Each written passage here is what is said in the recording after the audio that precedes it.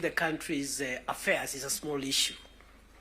And some of the characters running up and down around, if they are given this nation to manage even for a day, the country will sink because they don't have enough wisdom and enough foresight to be able to manage the complex society that is Kenya. So, Prime Minister, we appreciate your leadership, your vision, and you've been able to show us, those of us who are younger politicians, that elections and politics should not undermine the collective interest, stability, and progress of our nation. You have helped us understand that individual ambitions to become whatever we want to become should not stand between us and our country's stability, progress, and sustainability. The last point I want to make now that we have reached where we wanted to reach is that,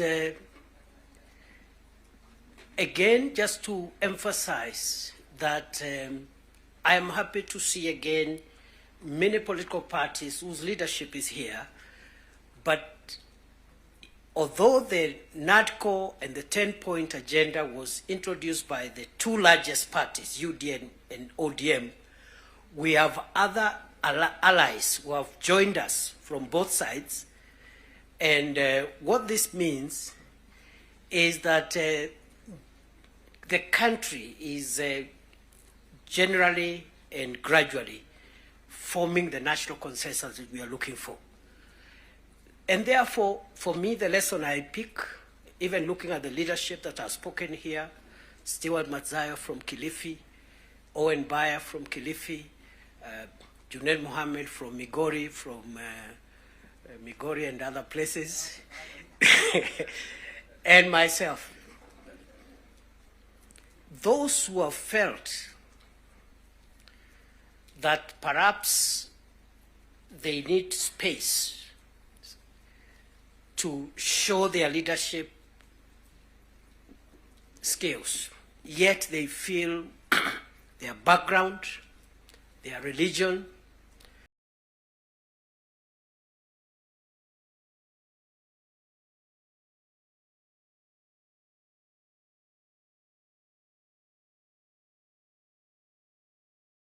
their ethnicity disadvantages them.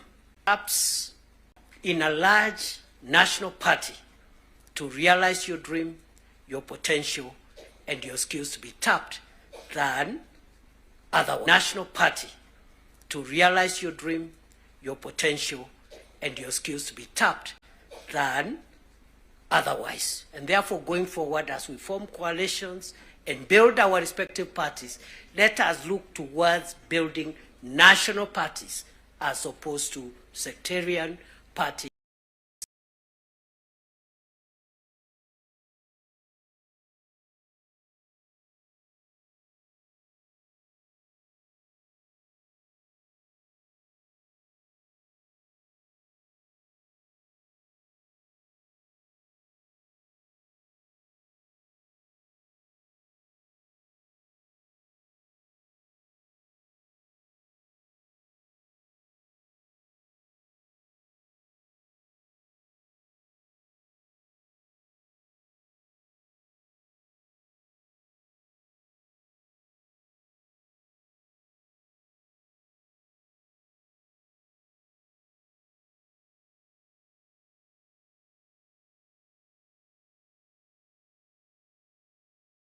Leader of ODM, Your Excellency Raila Odinga, please come and address us. Wapi makofi ya baba jameni? Baba ni fire si fire.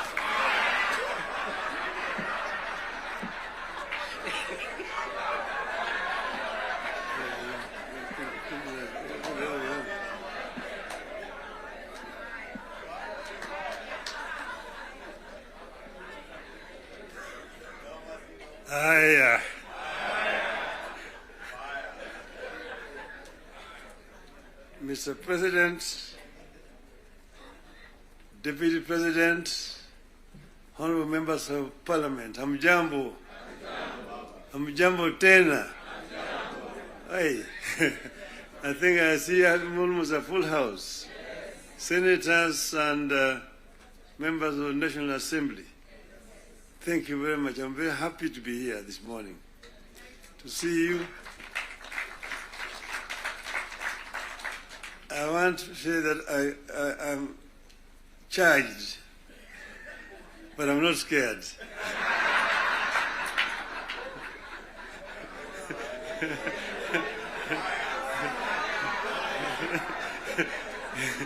You know, I've been a member of parliament for this constituency for 20 years. And I used to meet with members of parliament. I was a prime minister. And every Wednesday was a prime minister's question time in parliament. I used to be harassed a lot by members of parliament. And that's why I'm not scared. But let me begin to say that none of us thought a day would come when protagonists just a year ago would get together to chart a joint way forward for this country. How did we find ourselves together, and why are we here today? One, in life of a nation, there comes a time when danger knocks on the door. It happened in the US during the Civil War that threatened to dismember the USA as we know it today. There's a region today referred to as former Yugoslavia. Yugoslavia existed as a country between 1918 and 1992. Then it fell apart into several countries, including Croatia, Montenegro, Serbia, Slovenia, Bosnia, and Macedonia. The former president of Yugoslavia, the late General Josip Broz Tito, used to say jokingly that I am the glue that is holding this fragile nation called Yugoslavia together. And if I depart, it may disintegrate in several small nations. And true to his prophecy, that's happened today. There's no Yugoslavia. Closer to home here next door is Somalia.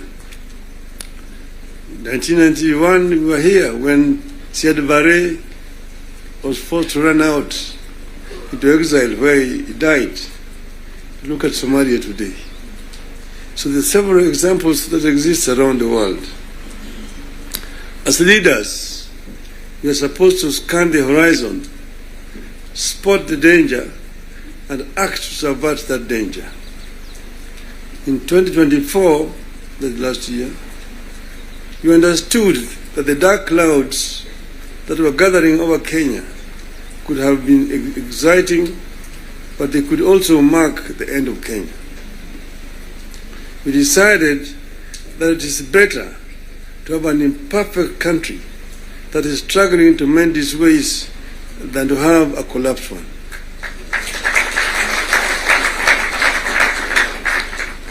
We came together to create an environment in which we can discuss our issues and differences as people of one nation. As you know, and as you know here, there are countries that cannot discuss their issues at home. In my life, I've attended many meetings in London, Paris, Istanbul, Washington, name it, where African leaders are ferried to foreign capitals from their own collapsing countries to discuss issues they cannot discuss at home. We go together to spare Kenyan that shame.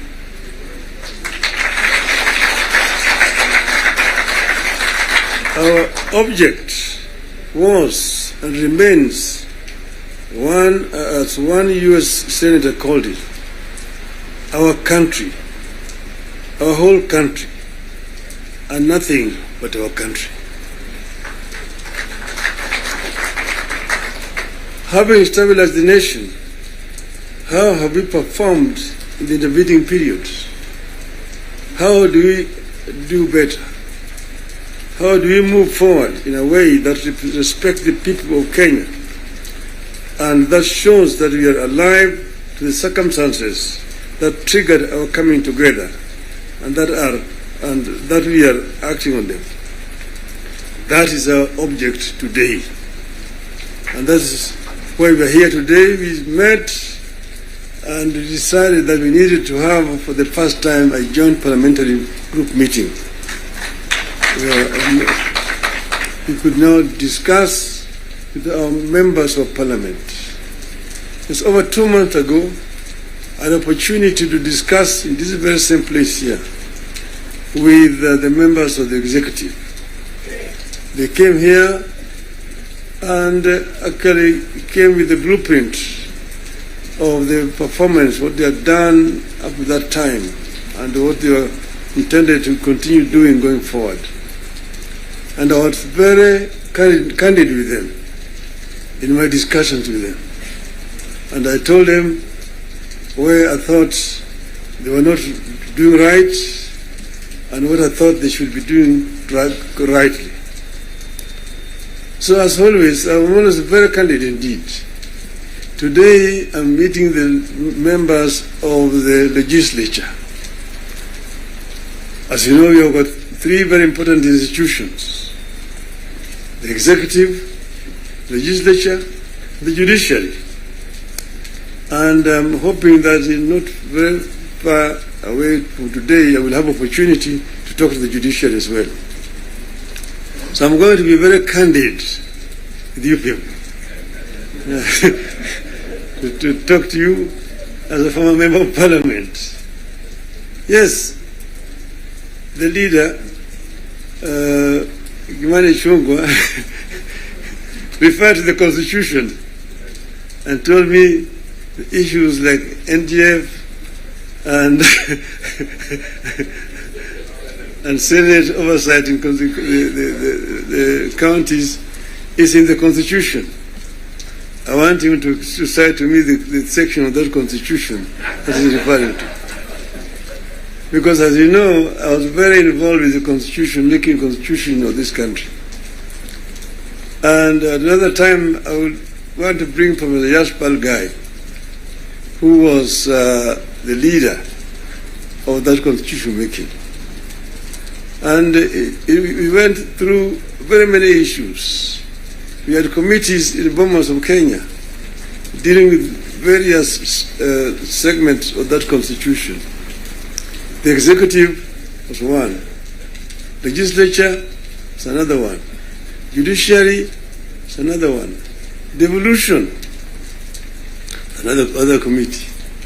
And devolution was very contentious because we had very many people who did not want the devolution because of what had happened at independence. As you know, we started with the devolved system government, Majimbo. The foundation of Majimbo was actually contentious because it was ethnic-based. The colonialists and the settlers had actually instilled fear in the people that the bigger communities, the bigger tribes at that time, the Luos and the Kikuyus, will lord it over the smaller tribes.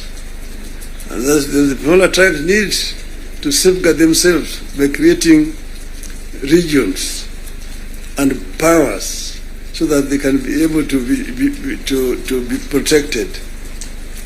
That was the basis of Majimbo. And it was a very lengthy discussion at Lancaster House. So KANU accepted Majimbo in London, but with the understanding that they would change it after the independence. So after independence, KANU actually started to frustrate Majimbo by not remitting funds to the regional governments. I want to refer you to the Hansard in the Bunge. There's a motion that was moved by the then leader of opposition at that time, the late Ronald Ngala, of censorship of the Prime Minister Mr. Jomo Kenyatta, because he had refused to release funds to the regional governments. You need to read that debate. Ngala moved it, it was seconded by Masini Muliro, who was the deputy leader of the opposition. And then Kanu, of course, responded. First Jaramogi, Oginga Odinga, and then Tom Mboya responded to that motion. The motion was defeated, but that debate actually is very historical. And I want to refer you to go and read what it said. Eventually, Kadu, of course, had to fold up and dissolve, and then eventually Majimbo was also dissolved through a constitutional amendment. And then what happened was what? They created a Ministry of Local Government, which was given a lot of powers, Ministry of Local Government. So the Minister of Local Government became an executive minister, just like a Minister for Finance under that constitution at that time. And now they were county councils down there, they kept 265. But then they could not do anything without authority in writing from the Minister of Local Government. So we had all these documents when we were there at Bomas. But then we said we wanted to give more autonomy to the counties so that service delivery could be better improved. We came up with regions at Bomas of Kenya. But there are people who really opposed devolution. The chairman of devolution in Bomas was called Dr. Odhiambo. He addressed the audience at Bomas, and by the time he finished talking, everybody said that man should be the chairman of that committee, and became the chairman of the committee. And he conducted the matter so well and so effectively that he became a marked person. What did they do to him? In broad daylight, around 11 o'clock, on Ngong Road there, off Ngong Road, in his residence, they sent assassins. And in the presence of his children, they shot him and killed him. The assassins of Mumbai were arrested. Eventually they were released. So I just want you to know that the revolution has got very many people and very powerful people in this country today. Then after that, because you know that ODM is a product of constitution making. And one of the founding members of ODM is sitting here with you. The other one is the former president, who is a member, and quite a number. We are going to have the 20 years of ODM in October, and all the founding members are going to be invited.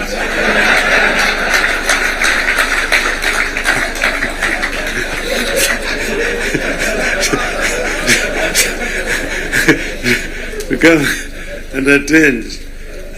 Now you see, we said that we give clear, responsibilities. The executive, the legislature, and the judiciary. And the legislature is supposed to make laws that the executive uses to run the country. And the judiciary is then there to ensure that in implementation of these laws, the executive is not overreaching or violating the law of the Constitution. But then, so the work of Parliament is representation, legislation, and oversight. very clear. It's written there in the Constitution. Parliament is not supposed to be implementing. Parliament is supposed to be oversighting. It's not oversighting. And secondly, there is only two levels of devolution. There's, national and one level, county. Constituency is not an element of devolution. Devolution remains at the county. Down there at the constituency, the county government does implementation of the projects. I'm saying, correct.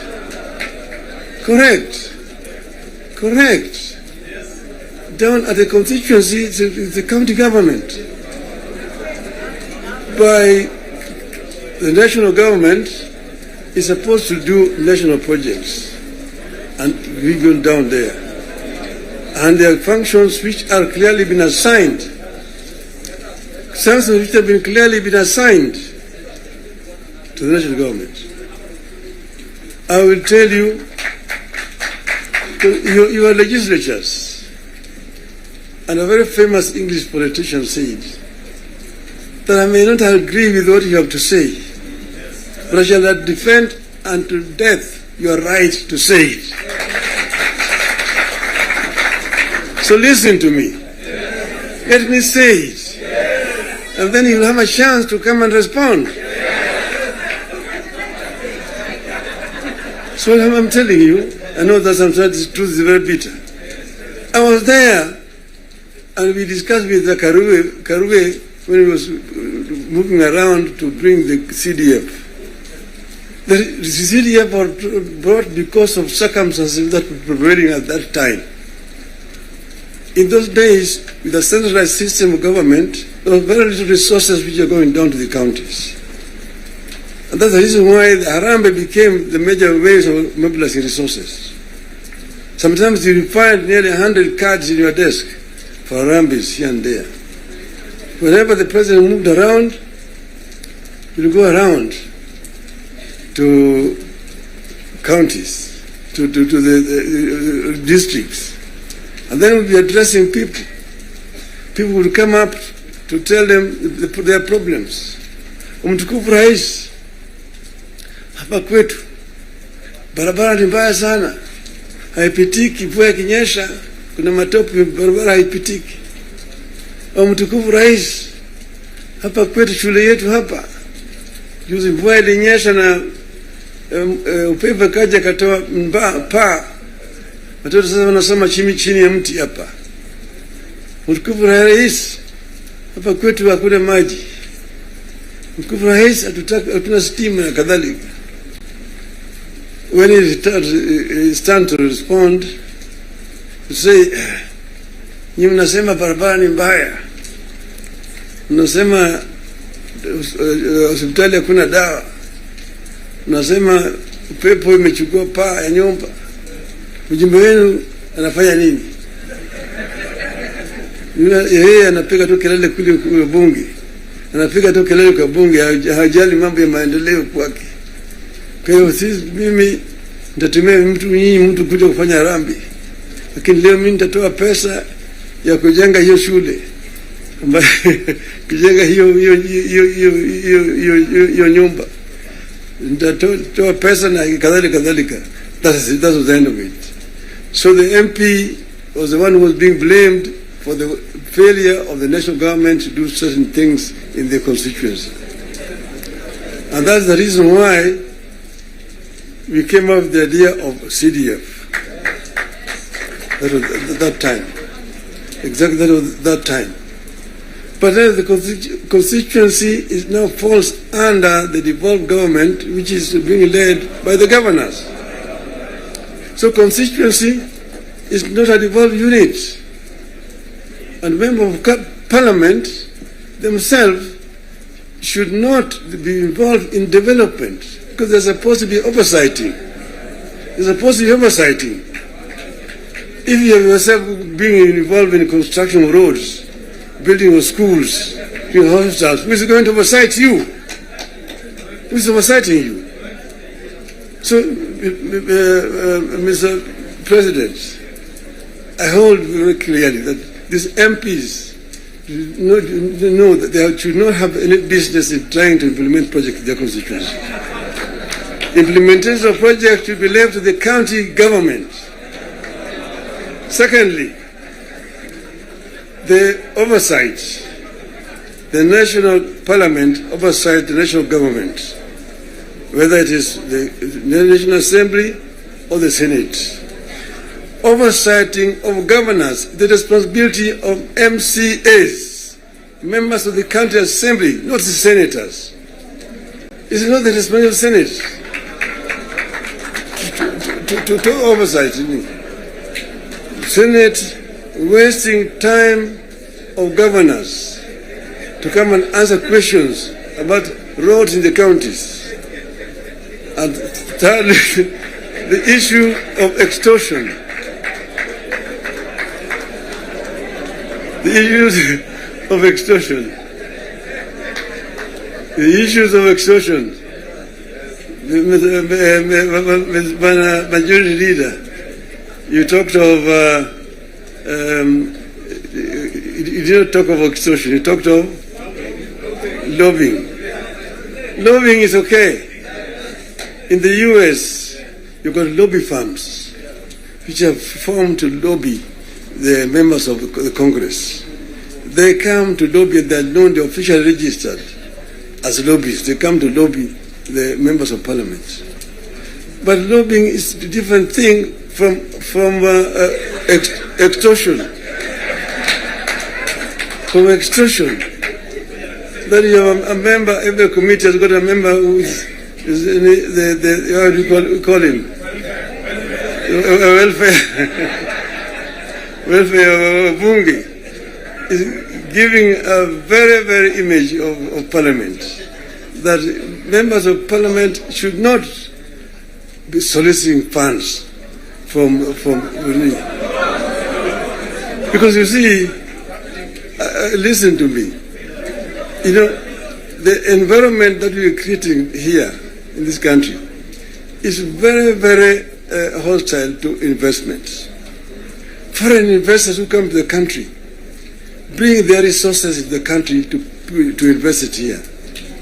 And when they bring their resources, when they find there's too much bureaucracy and there's too much extortion, they run away. Private capital is risk shy. And when, for example, somebody has come with his resources to start a project, and then you find somebody beginning to make noise that, oh, this project has not been approved.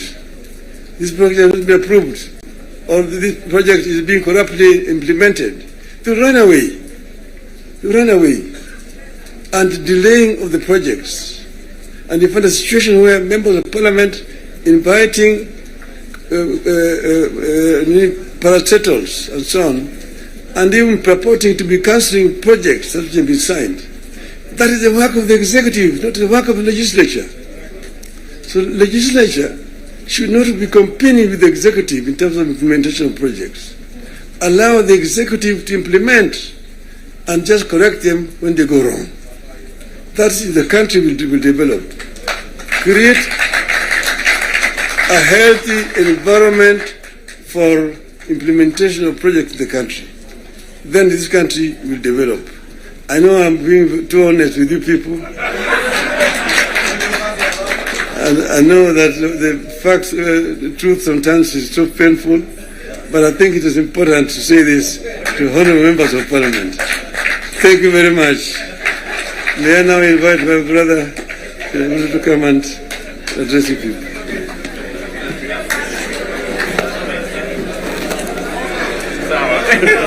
Very well.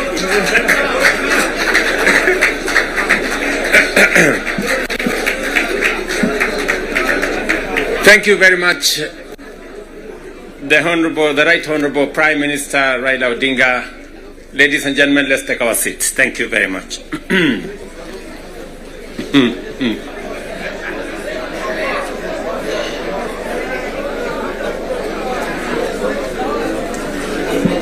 Now, Honorable members, let me join the Right Honorable Raila Odinga and all the leaders who have spoken before me to welcome all of you to this very important first ever parliamentary group meeting that brings the two major coalitions together today here in Karen. Karibuni sana.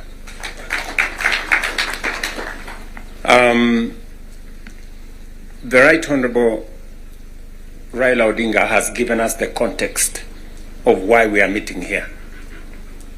I really would want to add not so much, because he has ably contextualized why we are meeting here today. That we have a nation to look after and we have a nation to protect, and there are options that are available to us, and I think we chose to protect the nation called Kenya by our coming together. And so I want to commend both the Right Honorable Raila Odinga and the ODM party, my former party, for standing up to be counted when the country needed leaders to stand up for Kenya. It may have been easy to do the opposite. It may have been popular to do the opposite. I know many people have vilified the Honorable Raila Odinga and the ODM party for the decision they took to stand for Kenya when there was need to do so. And let me say the following as the President of Kenya today. We have come from very far as a nation. We stand here today as a robust democracy, a nation that is making strides in our national development. And I want to speak to you candidly. I don't have a written statement because I really wanted to speak to you from my heart. Because where I stand today, I've had a political journey as a person. And by God's grace, I have come very far. You know, out of the 5 people who have become presidents in Kenya, I am one of them. I don't take it for granted, and I don't take it lightly that God has given me an opportunity to be one of the 5 Kenyans who have had the opportunity to lead this country. And I must say this to us as leaders, that a nation, the progress, the destiny of a nation is decided by leaders. As to whether we are going to be a progressive nation or we are going to be a failed state is going to be determined by leaders, by us, the people who are sitting here. And therefore, the place of leadership is almost sacred. Nobody becomes a leader by chance or by default or by mistake. Today, you are a member of parliament or a senator or a governor or the position I hold and all the other positions that we hold because God and destiny has given us that chance. And we must think about it deeply. And so I want to ask you as leaders,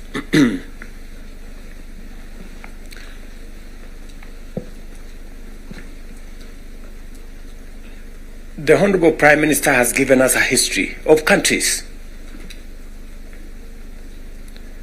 I will add to that list 2 countries. Singapore and Kenya were the same countries 60 years ago. Malaysia and Kenya were the same 60 years ago. But today, we play in different leagues. They have managed to progress to the first world. We are still where we are. The difference between what Singapore has become and what we are is leadership.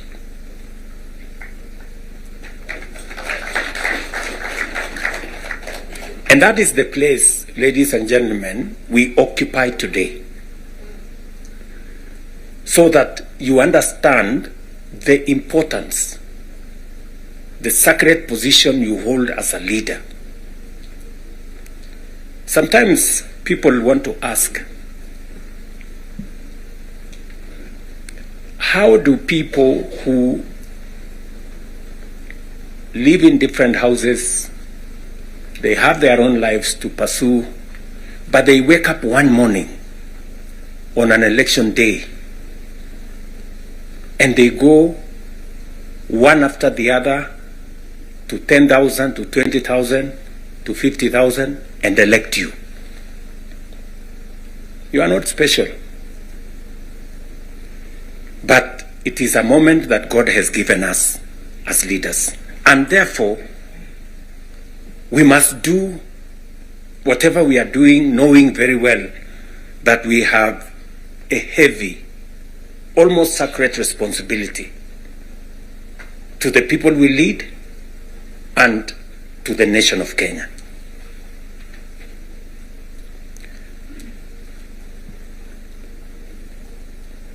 And it is not that we don't know what we should be doing. We all know what we should be doing. It is not that we have shortage of ideas. It is not that we have shortage of what we need to do. In fact, I dare say we have some of the very best ideas. We have very good manifestos all the time.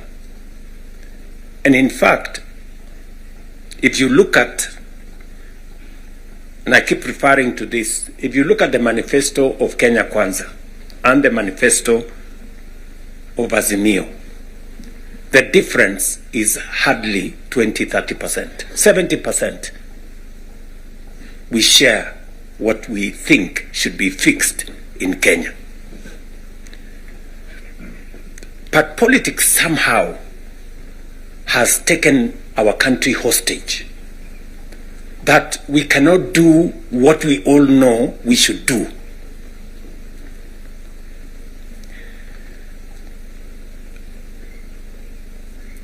I have said that the difficulties that I face today as a president in Kenya are self-imposed. You know, I imposed on myself all these difficulties. Implementing the new funding model, implementing SHA, implementing housing, doing all those things. If I hadn't done any of those, I would be a very popular person, and but the country would not have moved anywhere. I am confident that if Raila had become president, he would be doing what I'm doing. Yes. He would be implementing SHA. He would be implementing housing. He would be doing reform in the education. He would be doing reform in agriculture. I know that for a fact because I have been in his school of leadership. That's the correct position. and he would be as unpopular or as he'd be having the same difficulties that I have today. But these are necessary for Kenya to change. Friends, we cannot change the country otherwise. And that is why he has the courage to stand here and tell you, let us stop the extortion. Yes. Very few leaders can stand here and tell you to stop the extortion that's going on in Parliament. I'm telling you the truth. Very few leaders. Because we like making peace with mediocrity. Oh, and they're trying to explain things that we shouldn't be explaining. Now let me ask you, friends, we are all friends here. Yeah, we are one team, or so I guess. This fellow who is called chairman of welfare in committees, what is their job? What is their job? Extortion, that's it. And that is what Prime Minister is saying.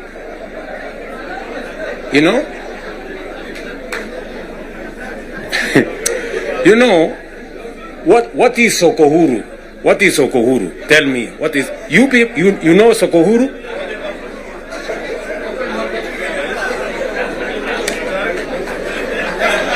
So, let me tell you.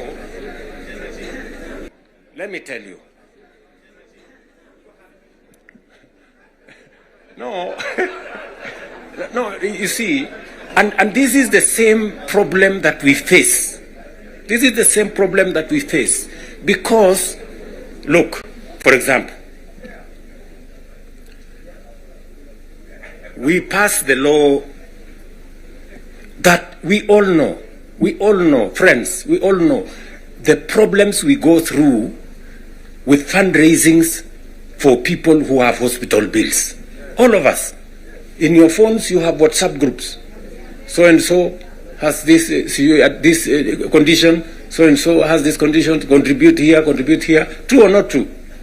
Yes. But we don't want to fix it because it's difficult.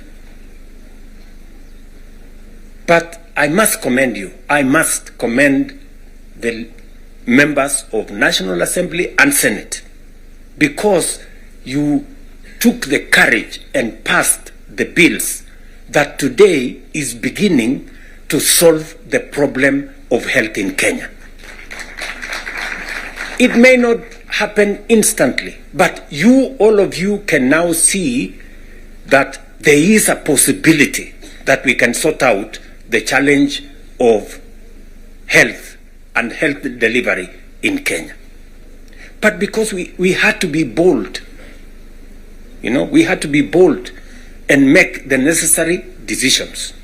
Today, we are dealing with the crooked hospitals and health professionals who still want to steal from SHA and to steal from our health provision. And we will go after them and we will deal with them. So, what am I saying? I am saying the following. If we have to change Kenya, my friends, we have a historic opportunity today with this broad-based government, we have a historic opportunity to unleash the full potential of Kenya. We all believe, I do, that Kenya is a very great country, this country of ours. There is absolutely no reason why Kenya is not like Singapore. We have what it takes. Let me repeat. We have what it takes to measure up to the countries in the first world. Yes, we do. Yes, we do.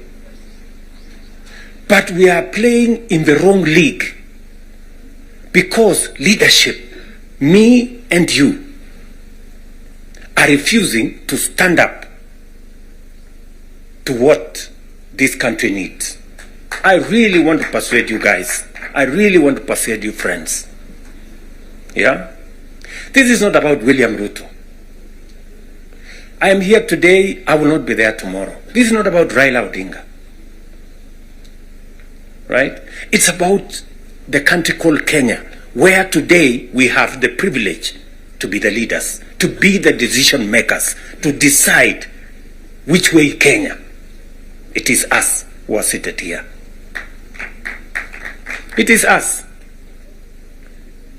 And we have the historic opportunity to make this country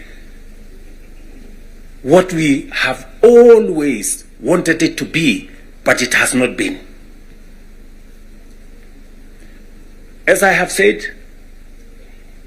the same way Raila Odinga can stand here and tell you we must stop the wrongs, I have also said that I am ready to pay whatever price to make this country change.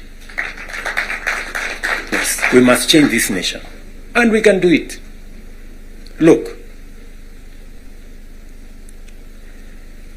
housing was part of our conversation for the last 30 years. Yes, we've always talked about housing and how important it is and how it is going to create jobs, how it is going to stop land fragmentation, how it's going to allow us to produce, to save land that is meant for food, how we are going to have decent housing, how we are going to reduce on slums, how we are going to have decent livelihoods. We've always said that. The Right Honorable Raila Odinga tried with the first slum upgrading projects. We started there. The housing levy, go and read the Azimio Manifesto. Read the Kenya Kwanza Manifesto. It is there. It is there in both manifestos. We now are seated here and we have the opportunity to implement what was in the Azimio Manifesto and what was in the Kenya Kwanza Manifesto. Friends, why don't we just do it? Why don't we just do it? We will do it? Yes. Let us just pull it out and look. You can see for yourselves how transformational it is. Today, using the housing levy, we are not only doing housing, we are doing markets, we are doing hostels. And I promise you, what you see in Mukuru, what you see in Kisumu, because I have been there with Baba here, what you see in Eldoret, what you see in Nakuru, what you see in Kiambu here, what you see in almost every part of Kenya, is just housing implemented for 2 years. And you can already see the kind of impact it is having, the number of jobs it is creating, the way it is bringing change in our towns and cities. Friends, if we were to do this for 10 years, if we were to do this for 20 years, and this is a project that has been delayed, we are supposed to have done this 30 years ago. Tell me, if housing was implemented 30 years ago, how Kenya would be looking today. We wouldn't be different from Singapore. We may have started late, but we now have a chance to do it. I want to ask you, I want to request you for us to come together. And we are not coming together so that any one of us can get anything. We are coming together so that we can transform this country. And it is possible in our lifetime to change Kenya. In our lifetime. We now have maybe 320, 350,000 young people working in that space. We could double that to 700 in the next 2-3 months. We could scale up that to 1 million by next year. And we can energize the transformation of our country. That is why we are sitting here. That is why Baba and I have called this PG. Baba has told you we are here for Kenya. I am buttressing what we are saying, what he is saying, by telling you what we can achieve together. What we can do in our agricultural transformation. If it was not for the broad-based, for example, we wouldn't have had the kind of change that is required in our sugar sector. And I want to tell you, watch this space. In just 2 or maximum 3 years, Kenya will be a net exporter of sugar. Just 2 or 3 years. This country, which perennially we have been looking for safeguards from COMESA. Every year, we are looking for safeguards from COMESA. We are spending public money to go and pay for sugar, to go and pay for farmers, to go and pay for workers who don't work for government, just because we couldn't bite the bullet and tell the crooks there to get out. Now we have told them to leave. And I want to promise you, I want you to hold me to it. We are going to change the sugar sector. We are going to change the coffee sector. You have already seen what is going on in coffee. There is still a little bit of pushback, but we will deal with it. And on and on and on, and we can transform our whole agricultural sector. Just the little interventions that we have done standing together. You people in Parliament making sure that we are subsidizing production. And I must commend, Parliament has always provided money for us to support the production of the country, either through fertilizer or seeds or other interventions when we have brought it to Parliament. So you're part of the making of the history of our nation. Just imagine we have reduced the imports of maize, for example, by 70%. Reduce the imports of sugar by 70%. And we can make that progress if we are focused on where we want to go. And that is the reason why we have to make the decisions that we have made work. It is the reason why Baba and I have appointed Agnes Zani and her team, so that what brought us together, we don't forget. The 10-point agenda that we have signed buttresses what is actually in our manifestos. The NADCO report, we all know what it is supposed to achieve. And if we stand together, we can achieve all the legislation that is recommended by the NADCO report. Parliament has what it takes, to do this. For Kenya, we can do it. And I want to persuade this PG to work with us and for all of us to be committed to this exercise. Protecting devolution. There is need for us as a nation to distinguish between governance and devolution. The governor is not devolution. The governor is a person.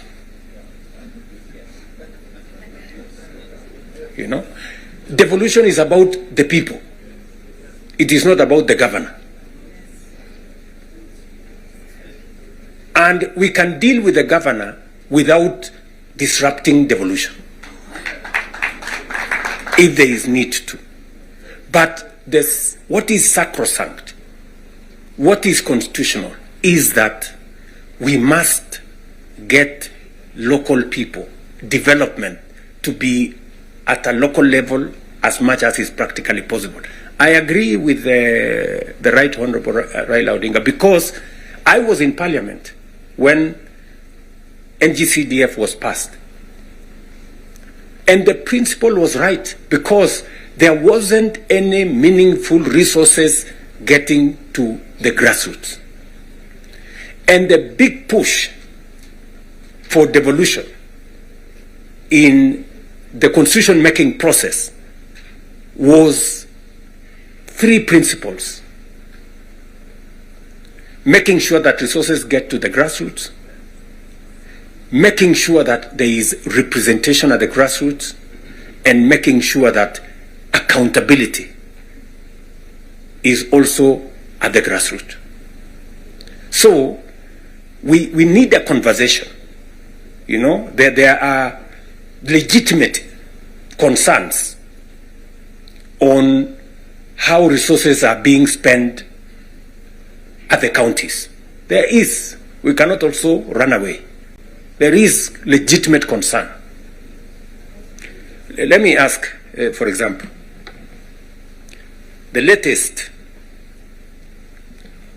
Sokohuru in the Senate.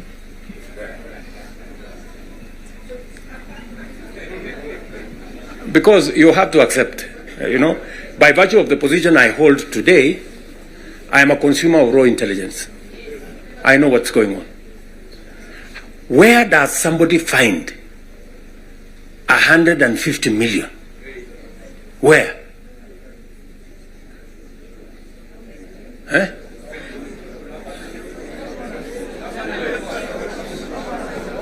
Is that his money? That is money that belongs to the county. Yes. Is that correct or not correct? Yes. Let me ask you, members of parliament who are seated here. Do you, for example, know, do you, for example, know that a few members of your committee collected 10 million shillings so that you could pass that law on anti-money laundering? Did you get the money? So,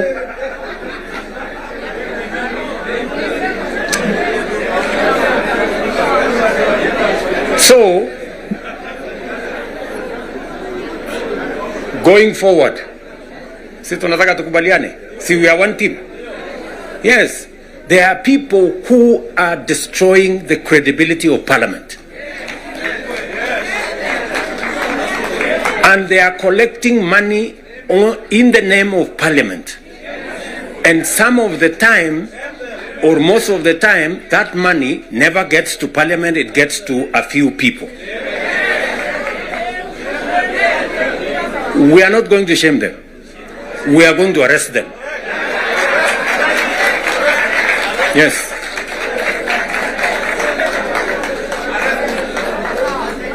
Do we agree? Do we agree? Yes. Whoever is giving and whoever is being given and whoever is doing whatever it is, we sort them out. Because the reality, friends, the reality is that there is a problem. And we all know here, tukitaka tukusema ukweli, there is a problem. And unless we sort it out, we are going to destroy our nation. We are going to destroy this nation unless we sort it out. And we must be as candid to ourselves here as we are candid in implementing what is transformational for Kenya. Tunaelewana? Now, let me say this. We must make sure that we get resources to the grassroots, but we also must make sure that the resources that get to the grassroots is used for the people, not other ways. And so we must do for the national government as well. In our 10-point agenda, we have discussed about the young people of our nation and how we need to protect their livelihoods. I want to ask the leadership seated here today, members, I want to persuade you. We have a robust program. We have, I think, close to 8 or 9 different programs targeting our young people and how we can meaningfully engage them in employment and other interventions that benefit the young people of our nation. I will say this. We spend close to 650 billion shillings every year in education, making sure that our young people go through primary school, ECD, primary school, junior school, secondary school, TVETs, and universities. We must equally have clarity in how these 650 billion shillings we spend every year, at the end of the day, how do we recover that money? By making sure that our young people become a resource for the development of our nation instead of being a problem to our nation. We must do that. And there are 6-7 interventions that have gone through Parliament. Housing is one of them. Export of labor is another one. Digital jobs, and every member of Parliament here, especially of the National Assembly, you have resources to do ICT hubs.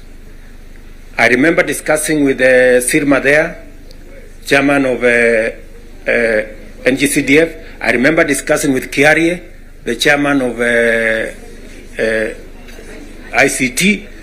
And if there are any issues that concern, sometimes maybe we have a problem with resources, Mbadi is here. He knows that if there are resources that needs to be made available, is for us to provide interventions for young people to get an opportunity to work.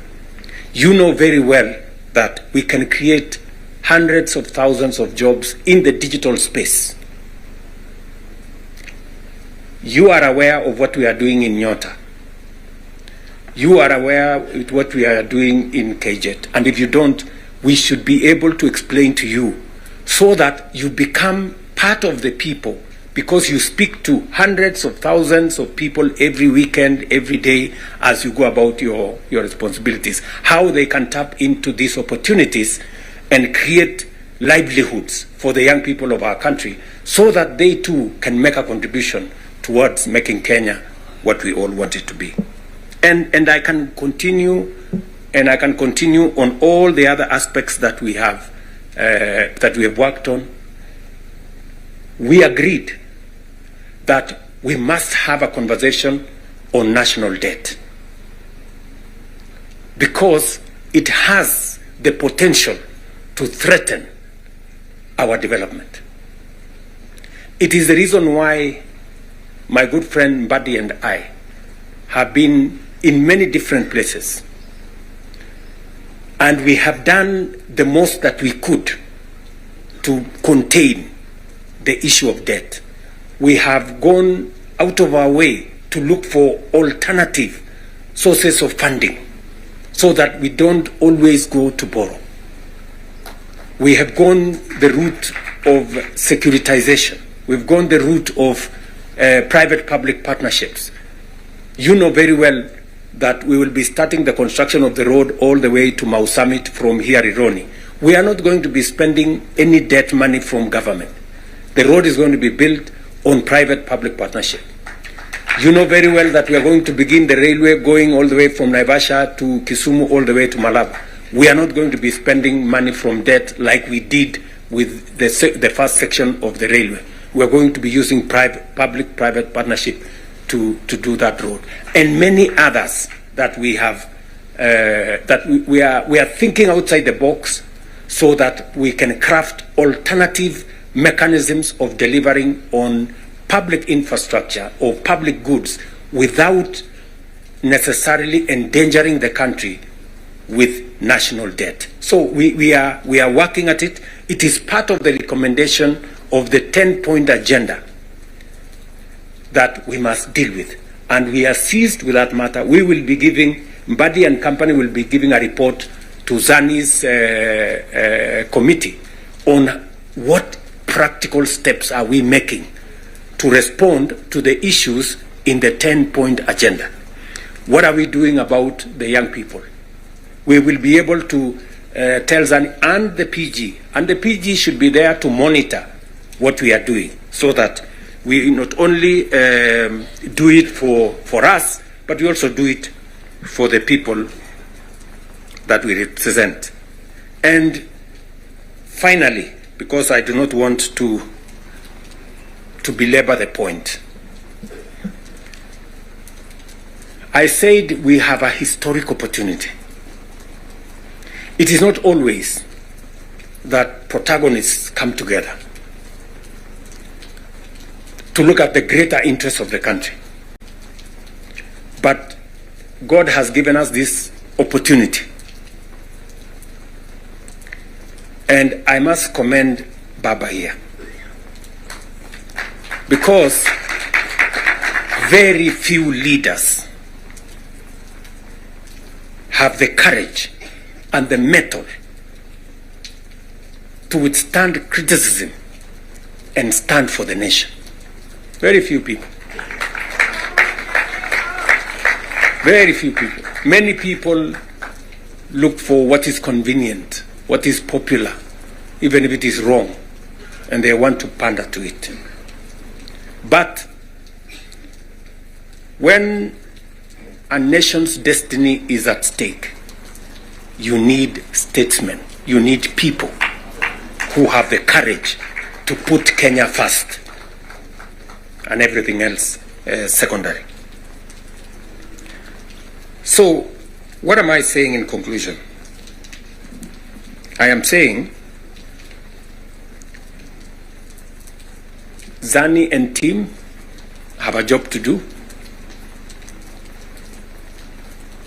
They will be briefing Right Honorable Raila Odinga and myself on what needs to be done.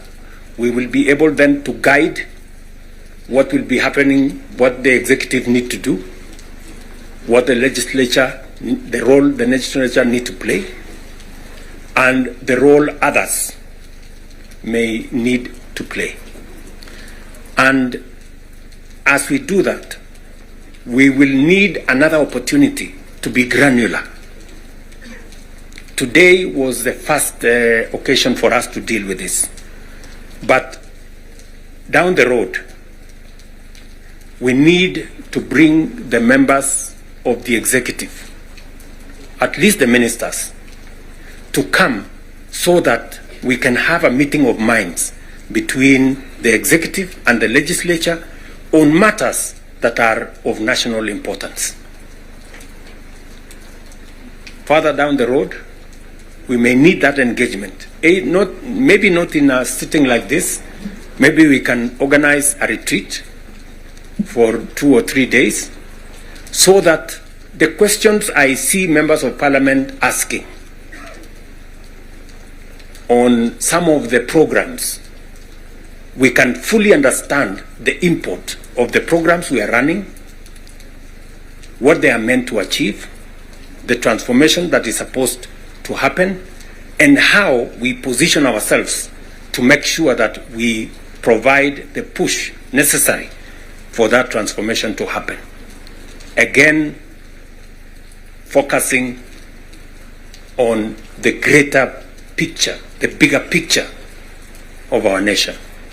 So, ladies and gentlemen, I want to say thank you very much for coming for this session. I know we will listen to you by way of feedback on some of the things that you want us to respond to. We are here because we are one team and we want to succeed together.